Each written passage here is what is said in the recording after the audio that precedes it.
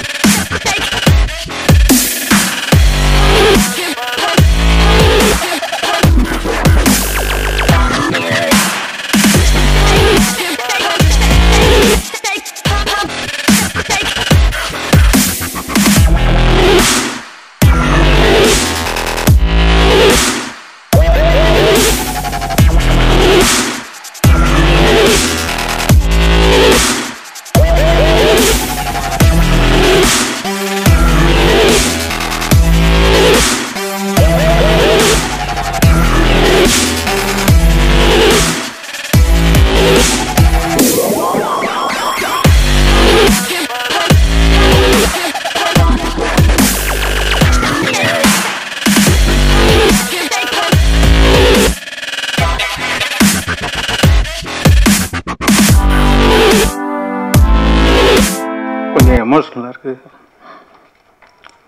ஜனாசை தான் எனக்கு எல்லாமே. காலம் கருதி இந்த நிகழ்ச்சி வந்திருக்கு அத்தனை பேரையும் நல்ல இதயங்களையும் உள்ளங்களையும் வருக வருக என வரவேற்று விடைபெறுகிறேன். இந்த நிகழ்ச்சியில் தொகுத்து வழங்கிய பெண்மணி விஜய் சேதுபதியை பற்றி குறிப்பிடும்போது ஜெய்சங்கரோட அவர் ஒப்பிட்டாங்க. அவருக்கு மாதத்துக்கு 4 படம் வரும், அது மாதிரி இப்போ விஜய் சேதுபதி தான் வருதுன்னு. அவரை ஜெய்சங்கரோடு ஒப்பிட்ட வரை சரி, ஆனால் இதுக்காக ஒப்பிட தேவையில்லை. ஜெய்சங்கர் இந்த தமிழ் சினிமா உலகிலே ஒரு புதிய ட்ரெண்ட் செட்டர். இன்று வரைக்கும் தமிழ் சினிமா உலகத்தில் இருக்க எல்லார் மனதிலும் ஜெய்சங்கர் நிறைந்திருக்கிறார் என்றால் மிக முக்கியமான காரணம் ஒன்று அவருடைய எளிய பழக்கம், ரெண்டாவது அவர் மாதிரி தயாரிப்பாளர்களுக்கு உதவி செய்த கலைஞரே இல்லை. இன்றைக்கி அந்த இடத்த நான் விஜய் சேதுபதியை பார்க்குறேன். நிஜமாகவே விஜய் சேதுபதி ஒரு அற்புதமான மனிதர். அவரோட பல சந்தர்ப்பங்களில் பழகக்கூடிய வாய்ப்பு எனக்கு கிடச்சிருக்கு. சினிமாவில் இது மாதிரி அற்புதமான மனிதர்கள் வர்றதே இல்லைன்னு நான் சொல்ல மாட்டேன். நிறைய பேர் வராங்க, நாம் கூடுமான வரைக்கும் அவங்கள கெடுத்துருவோம். அது மாதிரி இந்த விஜய் சேதுபதி யாரும் கெடுக்காமல் இருக்கணுன்றது முதல் ரிக்வெஸ்ட்டு. அது மாதிரி யாராவது கெடுக்க முயற்சி பண்ணால் தயவுசெய்து ஐயா நீங்கள் கொஞ்சம் ஸ்டடி ஆகிருக்க, இது ரெண்டாவது ரிக்வெஸ்ட்டு. ஏன்னா விஜய் சேதுபதி அந்த நல்ல குணம் மட்டும் இல்லை, இன்றைக்கு கதை எழுதுகின்ற திறமையான இயக்குனர்கள் கதாசிரியர்கள் எல்லாரும் எந்த பாத்திரத்தை வேண்டுமானாலும் துணிந்து இவற்றை கொடுக்கலான்ற அளவுக்கு ஒரு நம்பிக்கைக்குரிய ஒரு நடிகனாக திகழ்கிறார். பல பிரம்மாண்டமான வெற்றிகளை கொடுத்த இயக்குநர்கள்லாம் நிறைய பேர் இருக்காங்க. ஏறக்குறைய ஒரு 6000 இயக்குநர்கள் இருக்காங்க. இன்றைக்கி தமிழ் சினிமாவிலும் 6000 படங்கள் வெளியாகிருக்கு. ஆனால் மக்கள் மனசில் யார் இருக்காங்கன்னா ஒரு 10 பேர் தான் இருக்காங்க. மிக பிரம்மாண்டமான வெற்றிகளை கொடுத்தவங்களாம் கூட அந்த நேரத்தில் கல்லா கட்டினவங்களாம் கூட இருப்பாங்க. ஆனால் மக்கள் மனசில் யார் இருப்பாங்கன்னா மக்களுக்காக யார் சிந்திச்சாங்களோ அவங்க தான் மக்கள் மனசில் இருப்பாங்க. நீங்கள் நல்லா யோசிச்சு பாருங்கள், அவர் பேரே ஜெகநாதன் இல்லை, ஜனநாதன். மக்களுடைய தலைவன், மக்களுடைய நேசிக்கப்படுற ஜனநாதன். அவருடைய எல்லா படமே இயற்கையில் ஆரம்பித்து லாபம் வரைக்கும், பெரும்பாலும் எல்லாரோட வாழ்க்கை லாபத்தில் ஆரம்பித்து இயற்கையில் முடியும். அவர் வாழ்க்கை இயற்கையில் ஆரம்பித்து லாபத்தில் முடிஞ்சிருக்கு.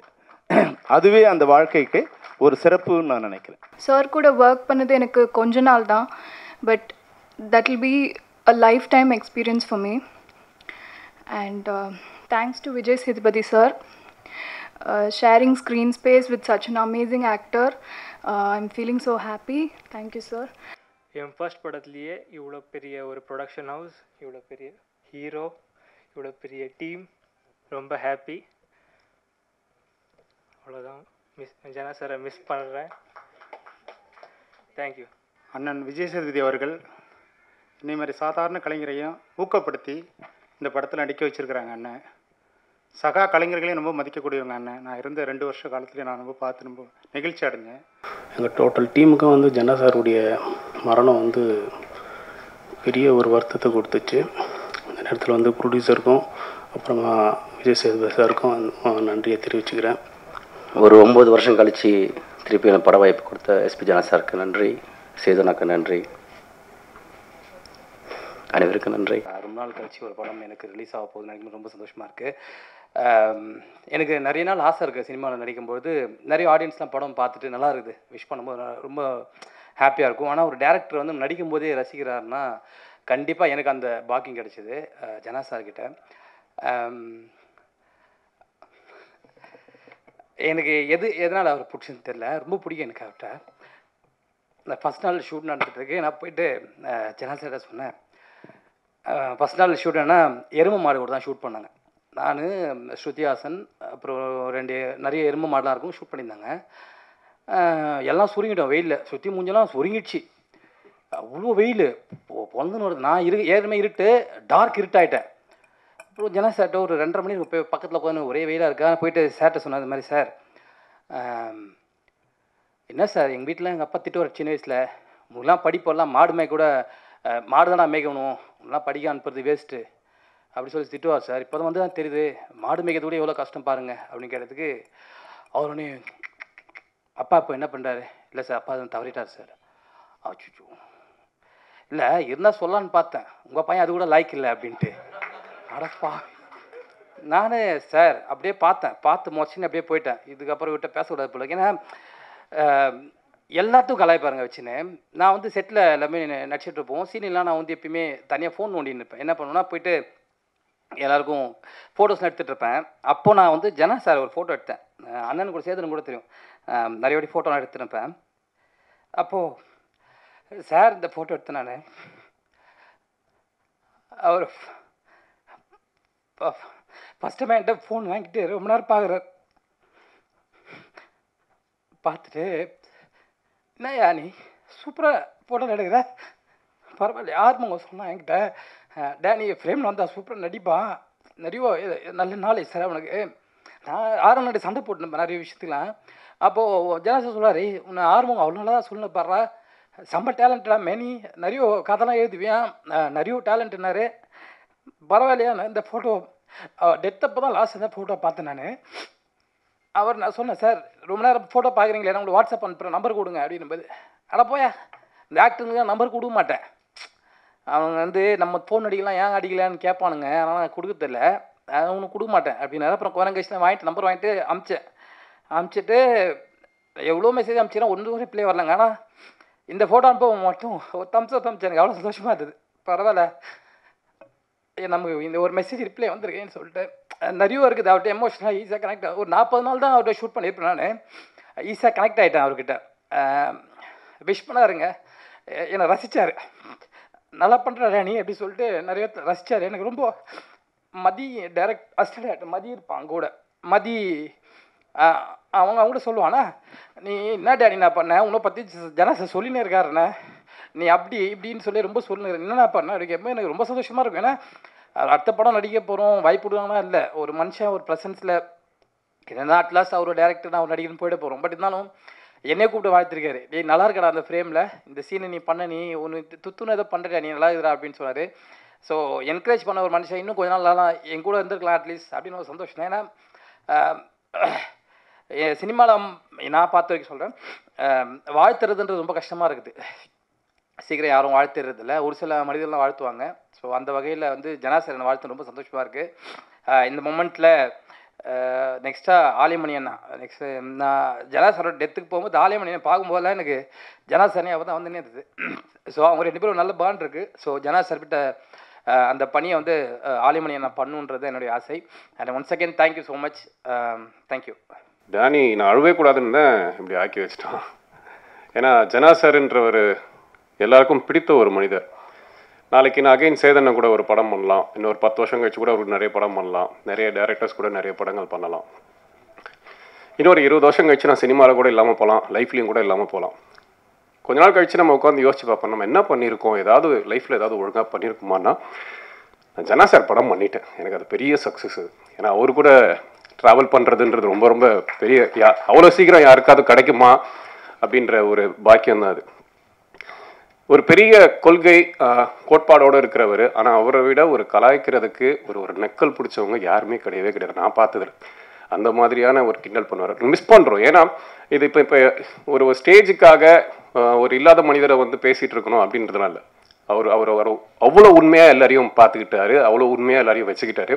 டே திலக்கே அப்படின்ற ஒரு வார்த்தை அவர் எனக்கு அப்பப்போ கூப்பிடுறது இப்போ மிஸ் ஆகுது. ஸோ இந்த படம் வந்து வெற்றி படமா இல்லையான்றதில்ல, இது ஜனா சார் படம். இது கண்டிப்பாக இது எல்லா இடத்துலையும் போய் பேசப்படுற ஒரு படமாக இருக்கும். இந்த படத்துக்காக உழைத்த அனைவருக்கும் நன்றி. ஆலியமணி அவர்களுக்கு ஒரு மிகப்பெரிய நன்றி. ஏன்னா எனக்கு ஜனா சார் ஒரு 3 வருஷமாக தெரியாது, உங்கள் சேதனம் மூலமாக தான் எனக்கு தெரியும். ஆலியமணின்றவங்களாம் இவங்க சினிமா கேரியர் ஆரம்பிக்கும் போதே 2 பேருமே ஒன்றா இருந்தவங்க. அவருக்கு கடவுள் இன்னும் நிறைய பலத்தை கொடுக்கட்டும், இந்த படம் நல்லபடியாக வரும். அண்ட் இமான் சார் உங்கள் கூட அகைன் அண்ட் அகைன் ஒர்க் பண்ணுறதுல எனக்கு ரொம்ப சந்தோஷமாக இருக்குது. தேங்க்யூ, எல்லாருக்கும் மிக்க நன்றி. Thanks a lot. நான் ஃபஸ்ட்டு அவருக்கு பழகிறதுக்கு முன்னாடி ரொம்ப சீரியஸான ஒரு டெக்னீஷியன் தான் நினச்சிட்டு போனேன். பயந்து நடித்தேன். அதுக்கப்புறம் அவர் எல்லாத்தையும் அதை உடச்சி வச்சிட்டாரு. ப்ளஸ் இங்கே நடித்தவங்க எல்லாருமே ஹீரோவாக தனியாக நடித்தவங்க. ஸோ யாருக்குமே அந்த இடத்துல எனக்கு கம்மியாக உனக்கு ஜாஸ்தியாக அந்த ஈகோ எதுவுமே எல்லாத்தையும் உடச்சிட்டாரு. ரொம்ப சந்தோஷமாக இருந்துச்சு அவர் கூட ஒர்க் பண்ணது. அண்ட் இந்த படத்தோட ப்ரொடியூசர் ஆறுமுககுமார் சாருக்கும் விஜய் சேதுபதி சாருக்கும் பெரிய நன்றி எனக்கு ஆப்பர்ச்சுனிட்டி கொடுத்ததுக்கு. ரொம்ப அற்புதமான மனிதர். ஆஃப்டர் அ லாங் டைம் எனக்கு இந்த லாபம் திரைப்படத்தில் ஒர்க் பண்ணக்கூடிய ஒரு ஆப்பர்ச்சுனிட்டி கிடைச்சிது.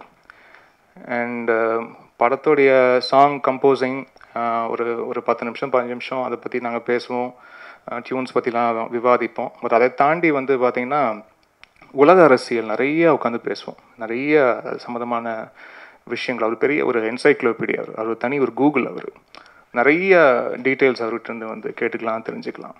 இதில் ஒரு பாடல் இருக்குது, சேருவோம் சேருவோம்னு ஒரு பாடல் இருக்குது. அது ஒரு புது பாடகி ஒருத்தங்க, ஒரு ஈழத்து தமிழ் பாடகி, சுவிட்சர்லாண்டை சேர்ந்த கிளியோபேட்ரான்னு ஒருத்தவங்க வந்து பாடியிருக்காங்க. அந்த ராப் இசை பாடல் அது. அதில் வந்து ஒரு சின்ன இன்ஸ்ட்ருமெண்ட் ஒன்று வரும், எருஹூ அப்படின்னு ஒரு இன்ஸ்ட்ருமெண்ட் வரும். அது ஒரு சைனீஸ் வயலின் மாதிரி. அதோடைய மேக் எப்படி இருக்கும், அதோடைய மெக்கானிசம் எப்படி, எவ்வளோ ஸ்ட்ரிங் இருக்கும், அது என்ன மாதிரி தோல் கருவியில் அதை வந்து ப்ரொடியூஸ் பண்ணியிருக்காங்க. ஏன்னா அது வந்து விஷுவலாக காட்டணும்னு வந்து ஆசைப்பட்றேன். ஏன்னா இந்த திரைப்படத்தில் வந்து பார்த்திங்கன்னா கிளாரா அப்படின்ற ஒரு கேரக்டரில் ஸ்ருதி ஹாசன் அவர்கள் வந்து நடிச்சிருக்காங்க. அவங்க ஒரு இசைக்கலைஞராக வந்து வராங்க. ஸோ அவங்க சம்மந்தப்பட்ட ஒரு பாடல் அப்படின்றதுனால ஒரு சாங் ஆரம்பிக்கும் போது அதுக்கு முன்னாடி இருக்கிற ப்ராசஸ், அது வந்து எந்த சுதியில் ஆரம்பிக்கலாம், என்ன மாதிரி ராகத்தில் அது வந்து அணுகலாம், என்ன மாதிரி டெம்போவில் அது வந்து பாடல ஆரம்பிக்கலாம், என்னென்ன மாதிரி இன்ஸ்ட்ருமெண்டேஷன் யூஸ் பண்ணலாம், ஆர்கஸ்ட்ரேஷன் எப்படி ஆரம்பிக்கலாம் அப்படின்ற ஒரு விவாதம் வந்து அது வந்து காட்சிப்படுத்தியிருக்காரு. இந்த படம் பார்க்கும்போது உங்களுக்கு அது வந்து தெரியும். அது ரொம்ப நுட்பமாக அந்த சீன்லாம் வந்து என்கிட்ட டிஸ்கஸ் பண்ணி இது லாஜிக்கலாக நான் இந்த மாதிரி வார்த்தைகள்லாம் நான் பயன்படுத்தலாமா, அது வந்து மியூசிக்கலாக அது கரெக்டாக, இந்த மாதிரி சொற்கள்லாம் வந்து பயன்படுத்தலாமா அப்படின்லாம் வந்து ரொம்ப ஆர்கானிக்காக அந்த டிஸ்கஷன் வந்து நடந்தது. அது அழகாக ஸ்க்ரீன்லேயும் அது வந்து கொண்டு வந்தார். நிறைய பேர் வந்து முக்கியமாக சாங் பிரிப்பாங்க. எப்போவுமே சாங் கம்போசிங் ரெக்கார்டிங்லாம் முடிச்சிட்ட பிறகு ஷூட்டிங் போகிறதுக்கு முன்னாடி அசிஸ்டன்ட் டைரக்டர்ஸ் எல்லாருமே வந்து சாங்கில் என்னென்ன இன்ஸ்ட்ருமெண்ட்ஸ் இருக்குன்னு வந்து சொல்லுங்கள் சார், எங்களுக்கு வந்து ஷார்ட் பிரிக்கிறதுக்கு யூஸ் ஆகும் அப்படின்னுக்காக வந்து அது ஒரு ரெகுலர் ப்ராசஸ் அது பண்ணுவாங்க. எல்லாரும் இந்த மாதிரி வருவாங்க, கேட்டுவாங்க, எடுத்துகிட்டு போவாங்க. பட் ஆன் ஸ்க்ரீனில் வந்து பார்த்தீங்கன்னா அது பாடல் முடிச்சு வரும்போது நிறைய விஷயங்கள் அதில் வந்து மாறிடும்.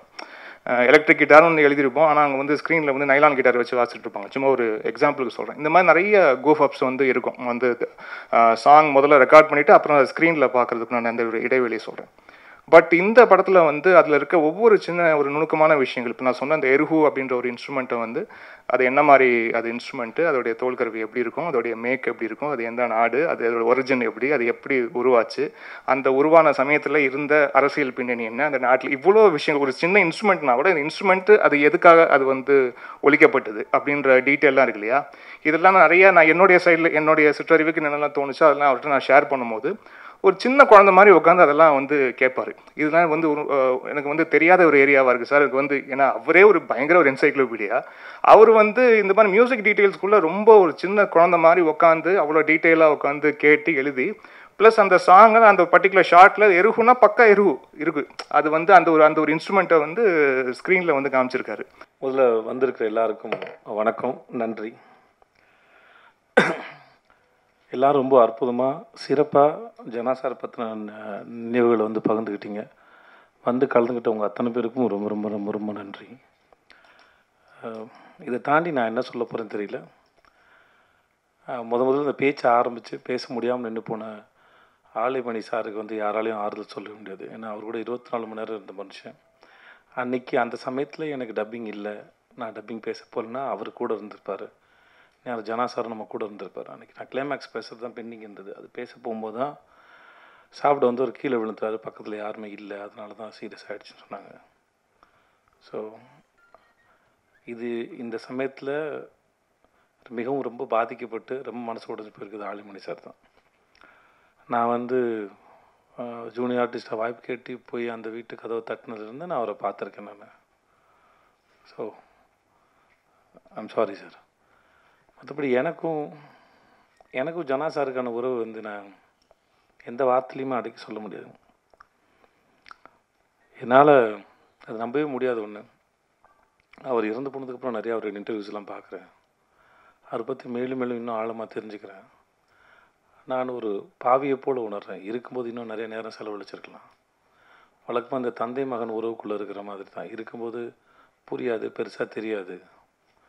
நான் தூரத்துலேருந்து நேசிச்சுக்கிட்டு அப்பப்போ எப்பயாவது போய் சந்திச்சுட்டு இருந்துட்டேன். இந்த காலம் இவ்வளோ கேவலமானதுன்னு எனக்கு தெரியாது. இப்படியெல்லாம் நடந்துக்கும்னு எனக்கு தெரியாது. தெரிஞ்சிருந்தா, ஒருவேளை புரிஞ்சிருந்தா முன்னாடியே போய் முடிஞ்ச அளவுக்கு அவரோட நேரம் செலவழிச்சிருப்பேன். எனக்கு நல்லா பழக ஆரம்பித்த 5 வருஷத்துலேயும் நான் மிக குறைவாக தான் பழகியிருக்கேன். ஆனால் 2 பேருக்குள்ள பெரிய புரிதல் இருந்தது, அன்பு பரிமாற்றம் இருந்தது. சில சமயம் பயன்படுத்தலாம், மனிதர்களின் அன்புகளையும் பயன்படுத்தலாம். நான் அதை தவற விட்டுட்டேன். அப்படி உங்களுக்கு யாராவது தெரிஞ்சவங்க நெருக்கமானவங்க இருந்தால் தயவு செஞ்சு போங்க, பழகுங்க, பயன்படுத்துங்க, தப்பில்லை. அன்பை பயன்படுத்துங்க, பரிமாறிக்கோங்க. அது பெரிய நான் இழந்த மிக பெருசாக பார்க்குறேன். மற்றபடி இந்த படத்தில் வேலை செஞ்சது எல்லாமே வந்து மிக அற்புதமான தருணம். அதை எல்லாருமே சொல்லிட்டாங்க. அதை தாண்டி புதிய வார்த்தைகள் எதுவும் இல்லை என்கிட்ட பேசுகிறதுக்கு. அது ஒன்று மிக அற்புதமான தருணம். அது நாங்கள் அந்த யாமொழியை சாங் போடும்போது இருந்தது எங்கள் சந்தோஷம் அவங்களுக்கு தெரிஞ்சிருக்கும். இந்த படம் வந்து சிறப்பாக வந்திருக்குன்னா அது முழுக்க தலைவர் எஸ்பி ஜன்னாதன் தான். ஸோ அவருக்கு முதல்ல நன்றி. ரெண்டாவது அவருடைய ஆர்கே செல்வமணி சார் அப்புறம் பேசின சில பேர் சொன்னாங்க அவர் மனசில் இருந்த இன்னொரு படத்தை எடுக்கணும்னு. மற்றவங்களே அவர் எப்படி படம் எடுப்பாருன்னு தெரியுமான்னு எனக்கு தெரியல. பட் நான் இருந்து பார்த்ததை பகிர்ந்துக்கிறேன். அவர் ஒரு கதையை தொடங்குவார். ஆனால் அந்த கதை முடிகிறது அவருக்கு எடிட்டிங்கில் போஸ்ட்டில் தான் முடியும். அவர் ஆக்சுவலாக வந்து ஒரு படத்துலேயும் அவர் அவ்வளோ மாற்றங்கள் பண்ணுவாப்புல, அவ்வளோ மாற்றம் பண்ணுவார். வேலை பார்த்துக்கிட்டே இருப்பார். யாராவது அந்த உதவி பண்ணுங்க, அந்த ஃபோனை சைலண்டில் போட்டு ப்ளீஸ்.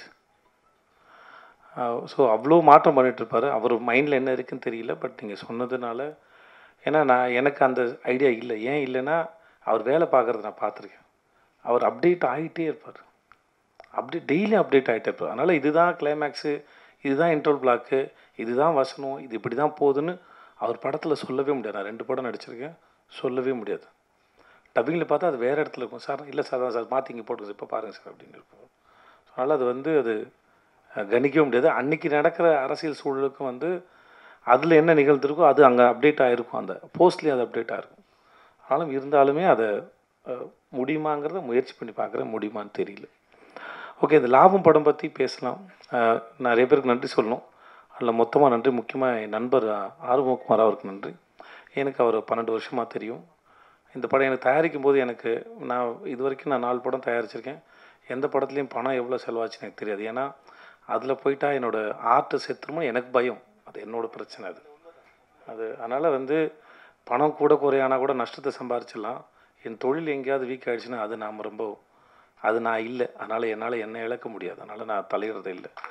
ஸோ நான் அதனால் இப்போ வரைக்கும் எனக்கு என்ன கணக்குலாம் தெரியாது. அவருக்கு நல்லா தெரியும். நான் உண்மையாக தான் பேசுகிறேன். என் நண்பன் இருக்கான் ஆஃபீஸில், என் கிளாஸ்மேட்டு சந்திரசேகர் இருக்கான், அவனும் இருக்கான். ஆறுமுக சார் வந்து இருக்கார். அவங்க 2 பேரும் பேசிப்பாங்க. ஸோ அவ்வளோதான்.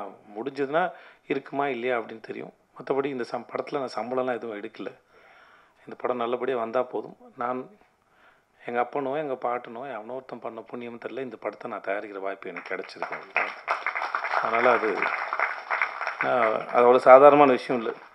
ஏன்னா ஒரு படம் என்பது அவரே சொல்லுவார், ஜனா சார் சொல்லுவார், அது வெறும் என்டர்டெயின்மெண்ட் அப்படிங்கிற வார்த்தையை மாற்றணும். அது என்டர்டெயின்மெண்ட் இல்லை, அது வெறும் பொழுதுபோக்கு மட்டும் அல்ல. அது எத்தனையோ பேர் எத்தனை காலகட்டமாக நம்ம பார்க்குற ரசிகர்கள் சொல்லிட்டே இருக்காங்க, இந்த படத்தோட இந்த காட்சி என்னை மாற்றிருச்சு, இது என்னை மாற்றிருச்சு, அது என்ன மாற்றிருச்சுன்னு. அப்போத்துலேருந்து இப்போ வரைக்கும் மொழி பேதம்லாம், தமிழ் படமாக இருக்கலாம், ஹிந்தி படமாக இருக்கலாம், இங்கிலீஷ் படமாக இருக்கலாம், ஏதோ ஒரு மொழி படமாக இருக்கலாம், ஏதோ ஒரு வகையில் ஏதோ ஒரு உணர்வு நம்மளை தொடுது. உலகம் முழுவதும் இந்த மனிதர்களோட எமோஷன்ஸ் நிரம்பி கிடக்குது. அது யார் எந்த மொழியில் பேசினாலும் நம்மளை அது தொடுது. அது அப்போ ஏதோ ஒரு படம் யாரோ ஒருத்தருக்கு ஏதோ ஒரு மாற்றத்தை ஏற்படுத்துது, நிகழ்த்துது, அவங்கள இயங்க வைக்குது, சிந்திக்க வைக்குது அப்படின்னா அது வெறும் என்டர்டெயின்மெண்ட்டில், அது பொழுதுபோக்கு இல்லை. இதை தான் தலைவன் சொல்லிட்டு இருந்தாப்புல. So cinema is not just entertainment. அதுதான் நானும் பதிவு பண்ண விரும்புகிறேன், சொல்ல விரும்புகிறேன். சிந்திக்க வைக்குது. மக்கள் சிந்திக்க வேண்டியதை கலை பிரதானமாக சொல்லுதுன்னு நான் நம்புகிறேன். அது கலையோட பிரதானமான வேலை. டப்புன்னு ஒரு ஐடியா கொடுத்தா ஹா அப்படின்னு ரசித்து கைத்தட்டும் போது, ஒரு ஜோக்கில் திடீர்னு ஒரு கமெண்ட் போட்டால் அது ஒரு ஐடியா தான். அதை ரசித்து கைத்தட்டும் ஒரு ஐடியா தான். அது உங்கள் மூளை திடீர்னு சிந்திக்குது, எக்ஸைட் பண்ணுது. அது ஸோ அது ஒரு டோப்பமைனாக தான் நான் பார்க்குறேன் எனக்கு. ஸோ அதனால் கலை வெறும் வாங்க கைத்தட்டுங்க, ரசிங்க, பாடுங்க, கூத்தடிக்கிறத பார்த்துட்டு போங்கன்னு இல்லை. அது தயவு செஞ்சு அந்த கோணத்தில் மட்டும் அணுகாதீங்கன்னு சொல்கிறேன். ஏன்னா இது நான் சொல்லலை, ஏன்னா என்னை சிந்திக்க வச்சது. என்னை சிந்திக்க வச்சனால தான் நான் இங்கே உள்ளே வந்தேன். என் பிள்ளைகளுக்கு சினிமா போட்டு தான் நான் பாடம் எடுக்கிறேன் நான். ஏன்னா என் தொழில் அது. நான் ஒரு டேபிள் மேஜை செய்கிறவன் தான், அதை வச்சு பாடம் எடுத்திருப்பேன். நான் கட்டணம் கட்டினா அதை வச்சு பாடுது, மண் தோண்டணும் அதை வச்சு பாடம் எடுத்திருப்பேன். ஸோ நான் பார்க்குற தொழில் இது. இதில் எப்படி சிந்திக்கப்படுது, எப்படி நிறைவேற்றப்பட்டது, அது எப்படி எடுக்கப்பட்டது. நான் பிள்ளைகள் சொல்லும்போது சொல்லுவேன், எந்த ஒரு படத்தையும் இது தப்பு நல்லா இல்லைன்னு சொல்லாதீங்க. அதில் இருக்கிற ஐடியாஸ் எது, எந்த ஐடியா வீக்காக தெரியுது, எந்த ஐடியா நல்லா தெரியுது அப்படின்னு அனலைஸ் பண்ணி பழகும். ஒரு விஷயத்தை குறை சொல்வதன் மூலமாக நம்மளை நாமே புத்திசாலி நம்பிக்கிறோமோன்னு எனக்கு தோண வைக்குது. இன்னொருத்தரை குறை சொல்லுவோம் நான் புத்திசாலி அப்படின்ற மாதிரி, அந்த ஈகோவை சாட்டிஸ்ஃபை பண்ணுறதுக்காக நடக்குதான்னு கூட எனக்கு தெரியல. ஸோ அதனால் கலை மனுஷனை சிந்திக்க வைக்குது. அதனால அது பல கோடி வருஷமாக இருக்குது. யார் என்ன பண்ணாலும் அதை யாரும் எதுவும் பண்ண முடியாது. அது பாட்டுக்கு வந்துட்டு போயிட்டு தான் இருக்கும்.